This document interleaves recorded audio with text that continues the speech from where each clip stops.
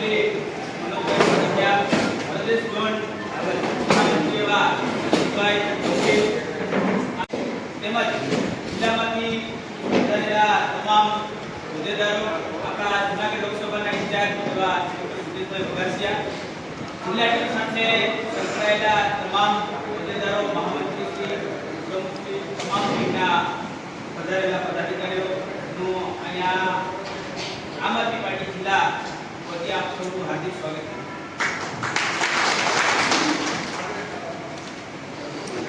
આપણા ગુજરાત પ્રદેશના અધ્યક્ષ એવા શ્રી ઈશુદાનભાઈ ગઢવી, આપણા રાષ્ટ્રીય જોઈન્ટ સેક્રેટરી અને મહારાષ્ટ્રના પ્રભારી એવા ગોપાલભાઈ ઇટાલિયા, આપણા સ્ટેટના મહામંત્રી શ્રી મનોજભાઈ સોરઠિયા, આપણા જૂનાગઢ લોકસભાના ઇન્ચાર્જ હિતેશભાઈ, આપણા પ્રદેશના ઉપાધ્યક્ષ નિમિષાબેન, કરશનબાબુ પાલરકા, મહિલા પ્રમુખ બેન શ્રી રેશમાબેન પટેલ, જિલ્લાના પ્રમુખ રાજુભાઈ મોરખતરિયા, શહેર પ્રમુખ તુષારભાઈ, ખેડૂત આગેવાન અને જે અત્યારે વેધરની ખૂબ સચોટ માહિતી આપી રહ્યા છે પરેશભાઈ, સાથે આપણા જિલ્લાના અને મહાનગરપાલિકાના ખૂબ જ મહત્વના તમામ પદાધિકારીઓ અને એનું આજે જૂનાગઢમાં પ્રવેશતાની સાથે ખૂબ સરસ અમને સમાચાર મળ્યા એટલે હું તમને આ જૂનાગઢ જિલ્લાની ટીમને ડબલ અભિનંદન દઈશ કે આપણા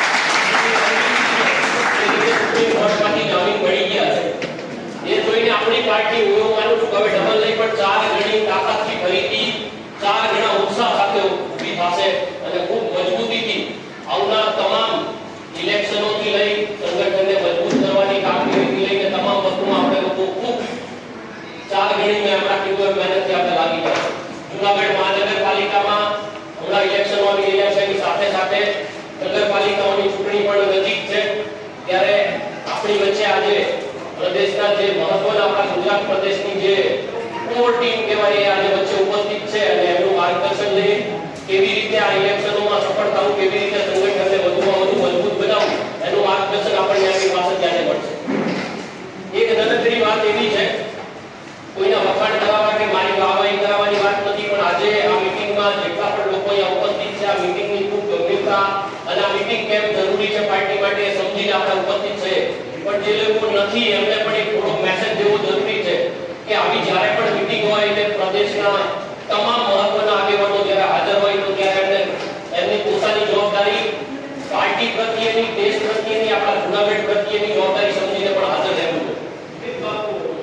આપણે ત્યાં જિલ્લામાં પ્રમુખ તરીકે પોતાની જવાબદારી નિભાવે છે, બરાબર. રેશમાબેન પટેલ આપણા મહિલા પ્રદેશ અધ્યક્ષ અને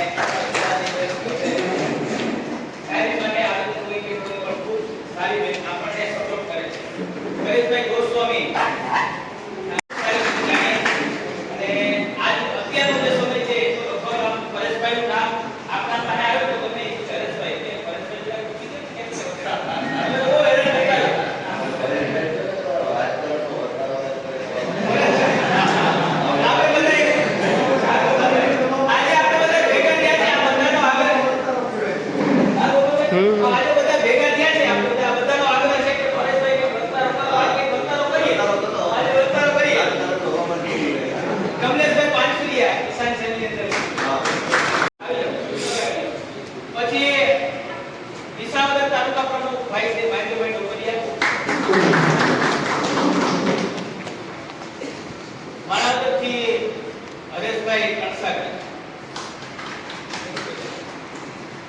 માંગરોળ તાલુકા પ્રમુખ માંડાભાઈ પરમાર,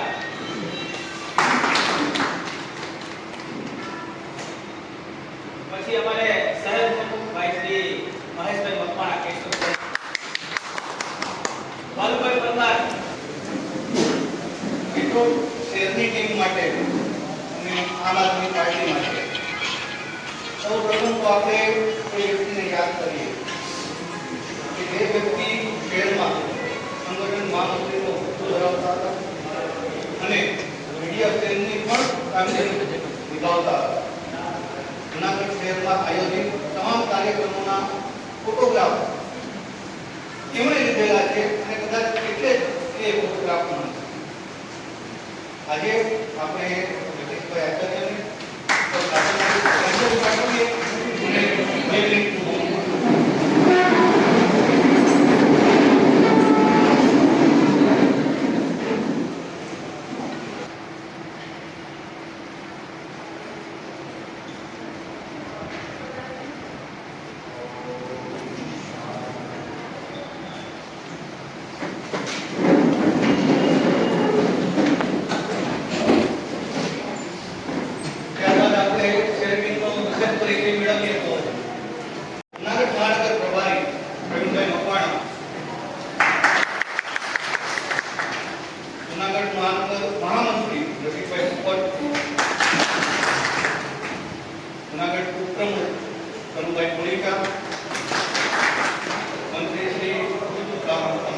કસિયા, માઇનોરિટી સેલ પ્રમુખ અફસરભાઈ શેખ, યુવા મહામંત્રી કરીમભાઈ શેખ અને આજે મહિલા વિંગમાંથી પણ ઉલાબેન અભિનંદન છે. જુનાગઢ ટીમમાં આવનારી મહાનગરપાલિકા ચૂંટણી લઈ અને જે ઉત્સાહ છે એ ઉત્સાહ આજની આ મીટિંગની આજે પછી આપણે જોઈ શકાય છે. કારણ કે આજની આ મીટિંગમાં અજીતભાઈના માર્ગદર્શન પ્રમાણે આપણે તમામ લોકોને આમંત્રિત કર્યા છે વ્યક્તિગત રાજનીતિ પર રહીને જે કોઈ પ્રત્યે કોઈ પણ પ્રકારનો પ્રશ્નો હોય એ પ્રશ્નો આજે આપણે નિરાકરણ કરી અને અહીંથી જવાનું છે. કારણ કે કોર્પોરેશન આપણે જીતવાનું છે. વાતાવરણ છે જુનાગઢ આપણે જીતી શકીએ અને માત્ર હવે આપણી નિષ્ઠા અને આપણી એકતા આપણને આપણા એ મંજિલ સુધી પહોંચાડશે. વધુ કાર્યક્રમ આગળ વધારવા હું રાજુભાઈને વિનંતી કરું કે કાર્યક્રમ આગળ વધારવા. માનીને એ લોકોનો એક પરિચય છે. જતીનભાઈ રામેલિયા છે પ્રદેશની ટીમમાંથી. એમને ઘણી બધી જગ્યાએ રાત દિવસ સૌરાષ્ટ્રમાં મહેનત કરે છે, પણ લગભગ ક્યારેય એમને સ્ટેજની કે તેની અપેક્ષા નથી રહી. પછી શિવાજીભાઈ ડાંગર છે, એ પણ પ્રદેશની ટીમમાં છે. હાલો. ભારત માતા કી જય. ભારત માતા કી જય. આજે જૂનાગઢમાં ઉપસ્થિત તમામ આમ આદમી પાર્ટી પરિવારના ક્રાંતિકારી સાથીઓ, આપણી વચ્ચે ઉપસ્થિત આપણા પ્રદેશ પ્રમુખ શ્રી ઈશભાઈ, આપણા રાષ્ટ્રીય નેતા શ્રી ગોપાલભાઈ, સાથે તમામ કાર્યકર્તાઓ કે જેનો અહીંયા આજે પરિચય પણ કદાચ થયો નહીં હોય, પણ આપણે બધા આ પાર્ટીનો એક બહુ મહત્વનો ભાગ છે, મહત્વનું પાસું છે. આટલા વર્ષના વરસાદમાં આ સમયમાં આટલી મોટી સંખ્યામાં સૌ અહીંયા પધાર્યા છે. સૌ સાથીઓનું હૃદયથી સ્વાગત કરું છું. અને જ્યારે આવી રીતે મળવાનું થતું હોય ત્યારે હંમેશા આનંદ થાય કે આજે પણ આમ આદમી પાર્ટી જે છે એ ધીરે ધીરે પણ પોતાના લક્ષ્ય તરફ આગળ વધી રહી છે. સાથીઓ, છેલ્લા 10 વર્ષની અંદર ગુજરાતમાં આપણે અનેક ઉતાર ચઢાવ જોયા છે. રાષ્ટ્રીય સ્તરે પણ આ પાર્ટીએ અનેક ઉતાર ચઢાવ જોયા છે. એક જે નિરાશાની વાતાવરણ આપણા અંદર, આપણા સમર્થકોમાં, સપોર્ટરોમાં પાર્ટીની અંદર હતું, એ નિરાશા આજે માનનીય અરવિંદજીને સુપ્રીમ કોર્ટની અંદરથી જે જામીન મળ્યા છે એનાથી આપણા બધા માટે એક નવી એનર્જી, નવી ઉત્સાહ આગળ વધવાની આપણને સૌને હિંમત મળી છે. સાથીઓ, દર વખતની ચૂંટણીઓમાં આમ આદમી પાર્ટીએ પોતાની તમામ તાકાત લગાવવાની કોશિશ કરી. આપણે કરતા ઓછા અંતે સફળ નિષ્ફળ રહ્યા. પણ સૌથી મોટું જો ગુજરાતની અંદર આપણી અત્યાર સુધીનો જે અનુભવના આધારે આપણે કહીએ ખામી રહી હોય તો એ આપણું બૂથ લેવલનું સંગઠન રહ્યું છે. જેની સામે આપણે લડીએ છીએ એ ખૂબ તાકાતવર લોકો છે. એમની પાસે નીચે સુધી બેઠેલા માણસો છે, મતદાન કરાવવા સુધીના લોકો છે, એમની પાસે પોતાના આવકના સ્ત્રોતો છે, તમામ પ્રકારના રિસોર્સ છે. અને એની સામે પણ એક નૈતિક હિંમત કરીને આપણે જે રીતે આગળ વધી રહ્યા છે, આપણા બધાને અને આપ સૌને હું ખૂબ અભિનંદન આપું છું કે તમે હિંમત હાર્યા વગર આજે પણ આ પાર્ટીનો ઝંડો લઈને આપણે મહેનત કરી રહ્યા છીએ. સાથીઓ, એક પોલિટિકલ પાર્ટી માટે હંમેશા જીતવું બહુ જરૂરી હોય. આપણે જો ચૂંટણીઓ જીતીશું તો આ પાર્ટી તરીકે આપણે આગળ વધતા રહીશું. જો ચૂંટણીઓ જીતી નહીં શકીએ તો કદાચ હવે પછીના સમયમાં એક ગમે તેટલી સારી પાર્ટી હોય તો પણ આપણે કદાચ ગુજરાતની અંદર સફળ નહીં થઈ શકીએ. ઘણીવાર પ્રોડક્ટ બહુ સારી હોય, વિચાર કે વાત બહુ સારો હોય, પણ એને લાગુ કરવા માટે પ્રોપર જો માર્કેટિંગ ન થાય તો બને કે એ સારો વિચાર, સારી વાત, સારી વસ્તુ થઈ જતી હોય. પણ ગુજરાતની અંદર આપણે સૌએ ખૂબ સારી મહેનત કરી છે. યથાશક્તિ પોતપોતાની જે કઈ શક્તિઓ છે એમને કામે લગાવીને પણ એક મુઠ્ઠીભર લોકોએ ગુજરાતની અંદર ગુજરાતની જનતાને વિકલ્પ આપવાનું કામ અત્યાર સુધી કર્યું છે. અને આપણને આનંદ છે એક નવી પાર્ટી તરીકે જ્યારે આપણી પાસે પાયાની સુવિધાઓ નથી પૈસા વગર રાજનીતિ ન થઈ શકે, પણ એમ છતાં આપણે આપણી આ જે સફર છે એને આપણે જારી રાખ્યો છે. સાથીઓ, આ ચૂંટણી લોકસભાની ચૂંટણી પહેલા અને લોકસભાની ચૂંટણી પછી લોકસભાની અંદર પહેલી વાર એવું બન્યું કે 150 વર્ષ જૂની પાર્ટીએ ગુજરાતમાં 1960માં ગુજરાત બન્યા પછી કોઈ પોલિટિકલ પાર્ટી સાથે ક્યારેય ગઠબંધન નહોતું કર્યું. એમણે આ વખતે 2 સીટો ઉપર આપણી સાથે મળીને ઇલેક્શન લડવું પડ્યું અને ગુજરાતની અંદર આજે જ્યારે શક્તિસિંહ કોંગ્રેસના પ્રદેશ પ્રમુખ પણ ઈશુભાઈને ફોન કરીને અભિનંદન આપતા હોય અને કહેતા હોય કે તમારા કાર્યકર્તાઓએ અમને ઘેર ખૂબ મદદ કરી છે અને અમારા કરતા પણ સારી રીતે નિષ્ઠાવાન કાર્યકર્તા ઈશુભાઈ તમારી પાસે છે, એ કોમ્પ્લિમેન્ટ છે. એ એમના તરફથી જે આપણને કોમ્પ્લિમેન્ટ આપવું પણ બહુ મોટી વાત છે. આમ આદમી પાર્ટી એક કેડર બેઝ પાર્ટી ધીમે ધીમે આપણે આગળ વધી રહ્યા છે. આપણામાં બધામાં કોમન કોઈ એક વાત હોય તો માત્ર એ છે કે આપણને ગુજરાતની જનતાનું દુઃખ મહેસૂસ થાય છે. ગુજરાતની અંદર ભાજપે છેલ્લા 30 વર્ષની અંદર જે નેક્સસ બનાવ્યું છે, જે સ્થાપિત રીતે લૂંટનું તંત્ર ઉભું છે, એમની સામે લડવાની હિંમત, નૈતિક હિંમત અને વિચાર આપવામાં છે. અને એટલા માટે આપણે આ પાર્ટીની અંદર જે કઈ જવાબદારી આપણી પાસે છે, જેટલી યથાશક્તિ આપણે આ કરી શકતા હોય એ અત્યાર સુધી આપણે કરતા રહ્યા છે. લોકસભાની ચૂંટણી પૂરી થઈ, 2027માં વિધાનસભાની ચૂંટણી છે. 2027 ની અંદર ગુજરાતની જનતા પણ વિચારે છે કે 2027માં ભાજપને હારવા માટેના કે જીતવા માટેના કોઈ કારણો નથી. છેલ્લા 30 વર્ષના ગુજરાતમાં ભાજપનું શાસન વધારે ઉત્સાહથી આશા રાખી અને આજ મોદી સાહેબને ત્યાં દિલ્હીમાં બેસાડ્યા, છેલ્લા 10 વર્ષથી કેન્દ્રમાં પણ બેઠા છે, પણ ગુજરાતના સામાન્ય મધ્યમ વર્ગની પરિસ્થિતિમાં આજે પણ કોઈ ફેરબદલ થયો નથી.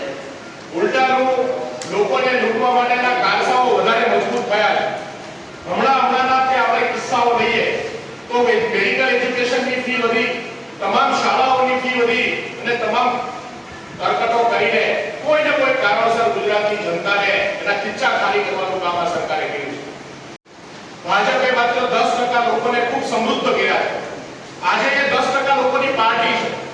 ભાજપના કાર્યક્રમમાં પણ મેલા કપડા પહેરેલો ખેડૂત, મજૂર કે સામાન્ય રીતે ઈમાનદાર વ્યક્તિઓનું કોઈ સ્થાન નથી. ત્યાં જ્યારે લોકો ભેગા થાય તો બધા ચોર, લૂંટારાઓ, કોઈને કોઈ કોન્ટ્રાક્ટ બચાવી પાડવાવાળા કે જમીન બચાવી પાડવાવાળા લોકો હોય છે. ગુજરાતની જનતા ભાજપના કુશાસનથી ખરેખર ત્રસ્ત છે. 2022ની અંદર આપણે ખૂબ કોશિશ કરી કે ગુજરાતની જનતાને આપણે કન્વિન્સ કરી શકીએ, આપણા મુદ્દાઓ સાથે જોડી શકીએ, પણ આપણી પાસે ઘણી બધી આપણી વ્યક્તિગત નબળાઈઓ હતી.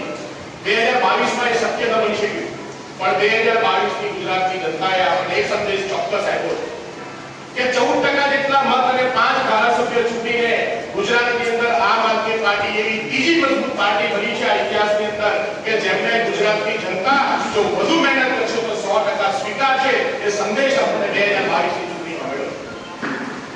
2027 સુધી આપણે કેટલી સારી રીતે આગળ વધીએ છીએ, કેટલું આપણે પોતે આપણા અનુભવોમાંથી શીખીએ છીએ, કેટલા આપણા વચ્ચેથી લીડરો પેદા થાય છે, લીડરો ઊભા થાય છે જે જનતાની સેવા કરે છે, એનો આધાર 2027ની સરકાર કોની બનશે એના ઉપર છે. સાથીઓ, એક વાત બધા માને છે કે ગુજરાતમાં ભાજપને હરાવવી હોય તો આમ આદમી પાર્ટી જે કેવી પાર્ટી છે કે જે મુખ્ય ભૂમિકા આ 2027ની ચૂંટણીની અંદર અદા કરી શકે એમ છે. કોંગ્રેસ પણ સારી રીતે જાણે છે, પણ આજે આપણા સૌના માટે મહત્વની વાત એ છે કે 2027 પહેલા આપણે આપણી લીડરશિપ અને આપણા સંગઠનને મજબૂત કરવું પડશે. મિશન વિસ્તાર એ આમ આદમી પાર્ટીના સંગઠનને નીચે ગ્રાસ રૂટ સુધી ફેલાવવાનું, પહોંચાડવાનું કામ છે અને હંમેશા સંગઠનનું કામ ચૂંટણીઓથી થતું હોય અને ચૂંટણીઓ બાદ જો જીતાય તો ઓર સંગઠન મજબૂત બનતું હોય, જો હારીએ તો આપણી થોડી નિરાશાઓ આવતી હોય. આ રોલર કોસ્ટર રાઇડ જેવી ઘટનાઓ છે પોલિટિકલ પાર્ટીમાં અને તમામ પાર્ટીઓને લાગુ પડે છે. આપણા માટે આજનો સમય આગામી જે ચૂંટણીઓ છે એની તૈયારી કરવાનો છે. 2027 માટેનો સમય છે, પણ જૂનાગઢ મહાનગરપાલિકા આપણા માટે બહુ મોટો ટાર્ગેટ છે. આજુબાજુની 6 નગરપાલિકા બહુ મોટો ટાર્ગેટ છે અને કદાચ વિસાવદર વિધાનસભાની ચૂંટણી પણ આવે છે અને વિસાવદર વિધાનસભાની ચૂંટણી પણ આપણા માટે બહુ મહત્વની ચૂંટણી છે. ગઈ વખતે આપણે જે તૈયારીઓ કરી, જે સર્વે આપણે તરફ આમ આદમી પાર્ટી ચોક્કસ જીતી જશે, એટલા માટે એમણે આ વિધાનસભામાં ચૂંટણી નથી કરાવી.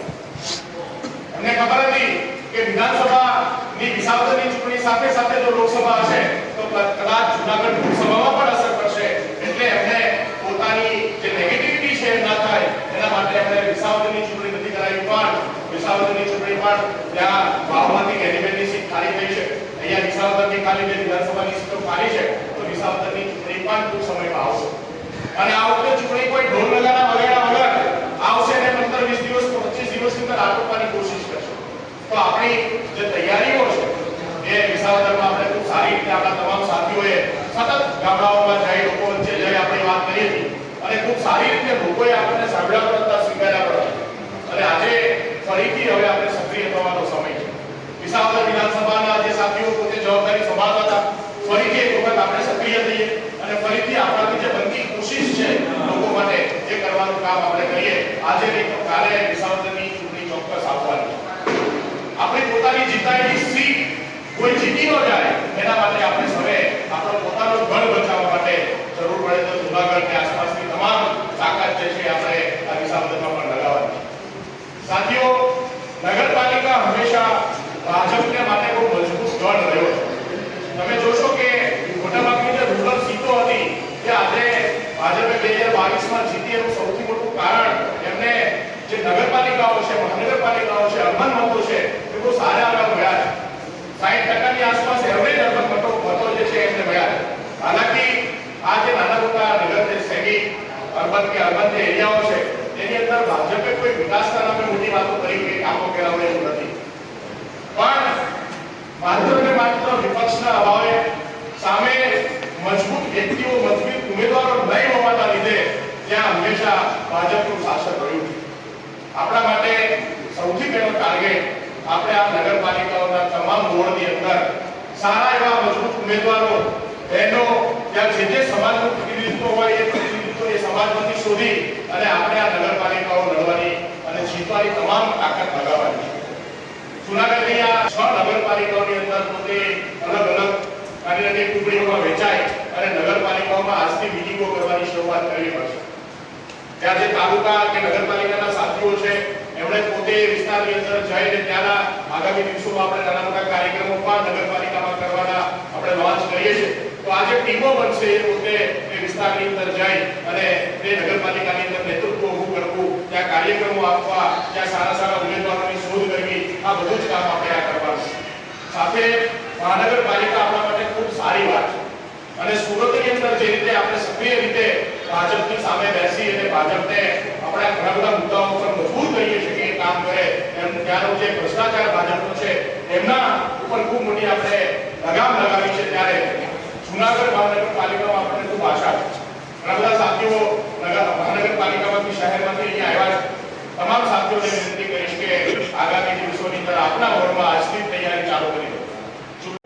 સૌનો આભાર અને આશા છે કે આપ સૌનું કોન્ટ્રીબ્યુશન છે તે આવનારા દિવસોમાં મળતું રહેશે અને આપણે ભવ્ય વિજય સાથે જૂનાગઢની અંદર આજે જૂનાગઢમાં બહુ મોટું વેક્યુમ છે.